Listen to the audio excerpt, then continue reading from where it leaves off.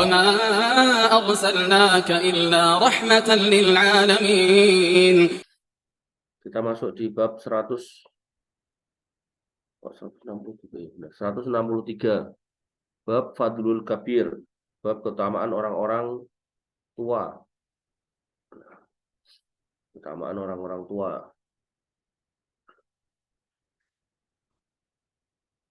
Kalau orang tua kita itu di bab-bab awal ya, ini orang-orang tua yang lebih tua dari kita lah.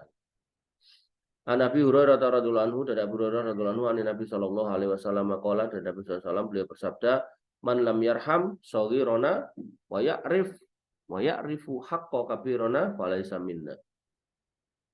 Man lam yarham shaghirana, siapa yang tidak mengasihi, menyayangi anak-anak kecil kami, maksudnya kaum muslimin yang kecil-kecil, ya, dia bisa dimulai dari anaknya sendiri, ya kan. Kemudian anak-anak kecil yang lain, gitu kan. Misal kita ke masjid, gitu kan, lihat anak-anak kecil kok sebel, gitu kan, pengen nendangin, itu, nah ini, maka anak di sini, falaisa minna, itu bukan golongan kami, bukan kelompok kami, bukan tuntunan kami. Wa ya'rif haqqa kabirona, dan mengetahui hak orang dewasa kami. Haknya apa? Dihormati. Yang kecil disayangi, dikasihi, yang gede, yang tua dihormati. Sama orang-orang tua jangan kurang ajar. Yang tentu yang paling utama ya ke orang tua kita jangan kurang ajar. Nah, baru kemudian ke orang-orang tua yang lain. Jangan kebalik-balik gitu. Sama orang tua orang lain kita bisa baik gitu kan, bisa ramah, tapi sama orang tua kita malah bermusuhan atau kemudian mengobarkan peperangan. Nah, ini nggak benar. An Abdullah bin Amr bin Al-As, dari Abdullah bin Amr bin As, yablughu bihin Nabi sallallahu alaihi wasallam qala, telah sampai kepadanya bahwa Nabi SAW bersabda, man lam yarham shaghirana wa ya'rif haqqa kabirana falaysa minna. Barang siapa yang tidak mengasihi, ya, menyayangi anak-anak kecil kami kaum muslimin, baik anaknya sendiri maupun anak orang lain yang Islam, wa ya'rif haqqa kabirana, dan mengetahui hak orang-orang dewasa kami, walaysa minna, maka itu bukan kelompok kami, bukan golongan kami, atau bukan tuntunan kami. Jadi Islam sangat mendorong, mengajarkan bahwasanya etika sopan santun kepada orang tua dan kepada yang kecil-kecil, ya kita juga diperintahkan atau diminta untuk menyayangi mereka gitu. Jadi kalau emang kamu pulang ke kampung lihat anak kecil-kecil baru ngumpul gitu kan, memang punya permen kasih gitu kan.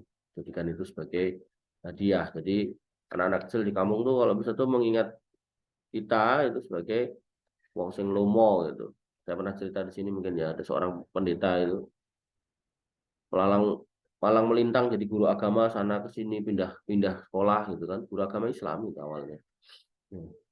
Terus dia menjadi Kristen cuman gara-gara inget waktu kecil di Nusa Tenggara Barat sana itu ketemu sama pastor dikasih permen. Cuman gitu doang itu. Jadi murtad. Eman banget itu imannya seorang muslim, dia udah jadi guru agama di beberapa sekolah Islam gitu kan. Dan terakhir itu di suatu pesantren gitu. Murtad hanya gara-gara inget atau ada pendeta yang baik gitu, waktu kecil. Nah, menurut ceritanya gitu ya. Nah, perjalanan sisanya saya nggak ngerti, tapi saya yakin ya karena urusan dunia lah. Nah, urusan mungkin gajinya kurang atau gimana gitu. Karena kalau emang beneran dia punya iman yang benar, yang ya tadi nggak ada kegembiraan lebih gembiranya seorang itu menjadi muslim. Buat susah kalau ngapa urip itu pasti dia akan tetap bertahan jadi seorang muslim. Itu kalau imannya benar. Tapi kalau imannya udah nggak benar sejak awal, ya gara-gara permen, dan itu hanya permen waktu masa kecil, kemudian dia pindah agama. Itu nggak benar. Nah itu kalau dengar cerita kayak gitu, nah harusnya kita tuh bayangin kondisinya kalau kita balik gimana. Kita jadi orang Islam, ya toh, punya permen, kita bagikan ke anak-anak orang-orang muslim yang kecil-kecil. Barangkali nanti dia pas gede masuk Islam gara-gara ingat kita yang bagi permen gitu kan. Ya mungkin banget kondisi itu gitu loh. Jadi kita kalau ada cerita-cerita kayak gitu, kita coba cari hikmahnya, cari pemahaman yang lain lah, supaya kita bisa menghibur diri ketika dengar kabar orang-orang yang murtad seperti itu. Kenapa dia murtad itu? Oh, murtadmu karena permen. Mudah-mudahan kalau saya bagi-bagi permen sama orang-orang non-muslim, anak-anak kecil, barangkali nanti kalau dia gede, dia nanti bisa pindah agama. Ya, namanya hidayah kita kembalikan pada Allah Subhanahu Wa Taala. Dan kalau ada orang masuk Islam, kita juga nggak usah heboh ya, biasa aja gitu. Nggak usah kemudian baru masuk Islam suruh ngisi ceramah gitu kan. Nanti udah ngisi ceramah kemana-mana gitu kan. Nggak taunya lama-lama yang ngasih amplop kurang gitu kan. Nanti terakhirnya balik lagi ke agamanya semula gitu kan. Wah, nyesel kita. Artis baru tobat itu juga jangan dikasih panggung. Suruh belajar dulu. An Abdillah bin Amr bin Al-As, dari Abdillah bin Amr bin As yablughu bi Nabi sallallahu alaihi wasallam misluhu. Enggak ada hadis yang serupa dengan yang di atas. Kemudian hadis 355 an Amr bin Shu'aib, dari Amr bin Shu'aib an abihi an jadihi, dari bapaknya dari mbahnya, qala, beliau berkata, qala Rasulullah SAW, Rasulullah SAW bersabda, laisa minna man lam ya'rif haqqa kabirona. Bukan termasuk golongan kami, bukan ajaran kami, bukan tuntunan kami, orang yang nggak mengetahui hak orang dewasa kami. Itu apa? Dihormati. Dihormati. Bahasa Jawa ini diajeni. Gitu kan. Ya. Orang dikasari, orang di apa jenenge?